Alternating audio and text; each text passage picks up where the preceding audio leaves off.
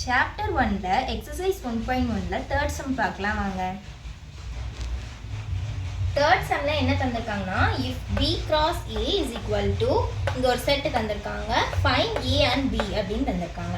ஆனா நம்ம chapter 1ல exercise 1.1ல first sumமும் second sumமும் வந்துட்டு டிஃப்ரெண்டா இருக்கும். இந்த third sum வந்துட்டு அது டிஃப்ரெண்டா இருக்கும். எப்படின்னு பார்த்தீங்கன்னா ஏவும் பியும் நம்மளுக்கு தந்துருவாங்க, தந்துட்டு நம்ம இதை வந்துட்டு கண்டுபிடிக்கிற மாதிரி இருக்கும்.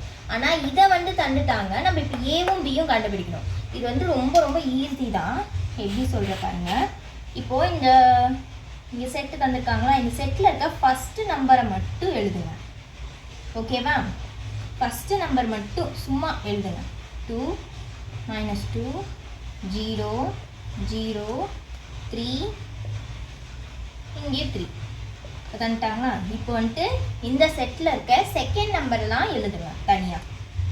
அப்புறம் 3 பாருங்க 4 3 4 3 4.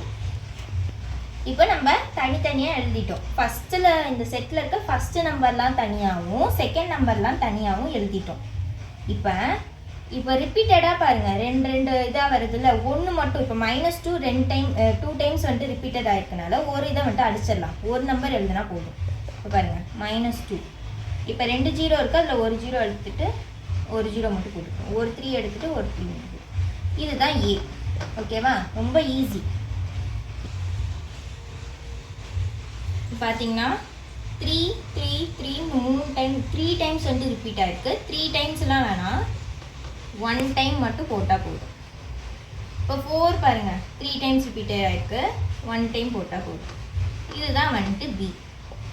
ஓகேங்களா? உங்களுக்கு வந்துட்டு டவுட்டாக இருக்குது அப்படின்னா இதை வந்துட்டு இன்னொருக்கா பண்ணி -2க்கு 3 பாருங்கள், -2க்கு 3 0க்கு பாருங்கள், -2க்கு 4 0க்கு 3 0க்கு 4 3க்கு 3 3க்கு 4. ஓகேவா? இது நம்ம வந்துட்டு கிராஸ் செக் கூட இந்த மாதிரி பண்ணிக்கலாம். இதுதான் வந்துட்டு இதோட ஆன்சர்.